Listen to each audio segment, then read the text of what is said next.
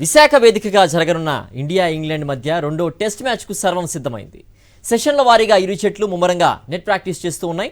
Test మ్యాచ్ను చూసేందుకు ప్రేక్షకులు మంచి ఆసక్తి కనబరుస్తున్నారని డిజిటల్ కౌంటర్ల పద్ధతుల్లో టికెట్లు జారీ చేస్తున్నట్లుగా ఆంధ్ర క్రికెట్ అసోసియేషన్ కార్యదర్శి గోపీనాథ్ రెడ్డి చెబుతున్నారు. గతంలో విశాఖలో జరిగిన 2 టెస్టుల్లోనూ భారత్ విజయం సాధించిందని, ఈసారి కూడా టీమిండియా గెలుపు సాధించాలని ఆకాంక్షిస్తున్న గోపీనాథ్ రెడ్డితో మా ప్రతినిధి Naidu face to face. India England మధ్య రెండో టెస్ట్ మ్యాచ్ విశాఖ వేదికగా జరగనుంది. ఫిబ్రవరి 2వ తేదీ నుంచి 5 రోజుల పాటు ఈ మ్యాచ్ జరగనుంది. ఇప్పటికే దీనికి సంబంధించిన అన్ని ఏర్పాట్లు కూడా ఆంధ్ర క్రికెట్ అసోసియేషన్ ఏర్పాటు చేసింది. ఇంక ఈ మ్యాచ్కి సంబంధించిన మరిన్ని విషయాలు మనతో మాట్లాడడానికి ఆంధ్ర క్రికెట్ అసోసియేషన్ కార్యదర్శి గోపీనాథ్ రెడ్డి గారు ఉన్నారు. సార్, ఏర్పాట్లన్నీ ఏ విధంగా జరుగుతున్నాయి? అలాగే స్టేడియంలో ఏవైనా మార్పులు చేర్పులు ఉన్నాయా?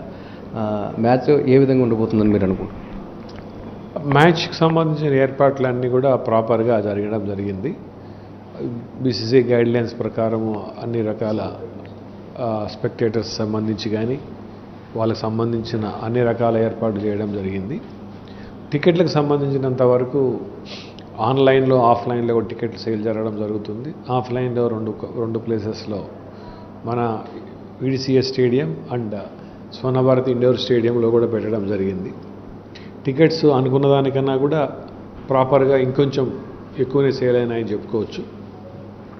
అండ్ టికెటింగ్లో ఇంతకుముందు చెప్పిన విధంగా స్టూడెంట్స్, కాలేజ్ స్టూడెంట్స్ అయితేనేమి, అలానే స్కూల్ స్టూడెంట్స్కు వాళ్ళ యొక్క ఐడెంటిటీ కార్డు, యూనిఫామ్స్ తీసుకొస్తే రోజుకు 2,000 మంది, అంటే సుమారు 5 రోజుల్లో 10,000 మంది స్టూడెంట్స్కు మనము ఫ్రీ ఎంట్రీ ఇవ్వడం జరుగుతుంది.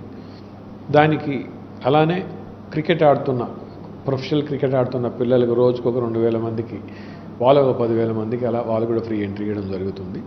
స్టేడియం ఫుల్ కెపాసిటీ 27,000 ఉంది. మేము ఇప్పుడు ఓన్లీ ఒక 60% ఆఫ్ ది స్టాండ్స్ వరకే మనము అలౌ చేయడం జరుగుతుంది. విశాఖ పిచ్ అంటే ఇండియాకు అనుకూలంగా ఉంటుంది. ఈసారి ఏ విధంగా ఉండబోతుంది అనుకుంటున్నారు? ఫలితం ఇండియాకు అనుకూలంగా వస్తుంది అనుకుంటున్నారా? యాక్చువల్గా మీరు చూస్తే ఇండియాలో ప్రతిసారి ఈ యొక్క పిచ్ ఫేవరెట్ పిచ్. ఈ పిచ్లో ఇంతకుముందు ఏదైతే రికార్డు ఉందో ఇది 3rd టెస్ట్ ఇక్కడ జరగడం. 2 టెస్టులు కూడా ఇండియాని విన్ అయింది కాబట్టి 3వ టెస్ట్ కూడా ఇండియాని విన్ అవుతుందని ఆశాభావం వ్యక్తం చేస్తున్నాం. ఈసారి టికెటింగ్లో ఇంతకుముందు చెప్పిన విధంగా డిజిటల్ టికెటింగ్ తెచ్చుకొచ్చాం. డిజిటల్ టికెటింగ్ రావడం వలన స్పెక్టేటర్స్కి ఒక అడ్వాంటేజ్. వాళ్ళ టైం వేస్ట్ కాకుండా, ప్లస్ ఎక్కడి నుంచో దూరాభారం నుంచి ఇక్కడికి వచ్చి లైన్లో నిలబడి మళ్ళీ హార్డ్ కాపీ తీసుకోవాలి అవసరం లేకుండా సింపుల్గా స్కాన్ చేసుకొని లోపలికి వచ్చే ఏర్పాటు కూడా చేయడం జరిగింది.